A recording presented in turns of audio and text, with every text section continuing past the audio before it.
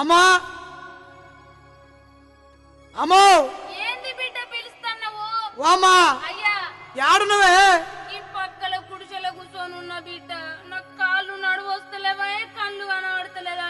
ఇగరా ఇగరా ఇగరా ఇగరా ఇగరా ఇగరా వస్తున్న బిడ్డ. ఒరే అయ్యమా ఏందిరా ఏమో మూటములు సర్దుకున్నావు?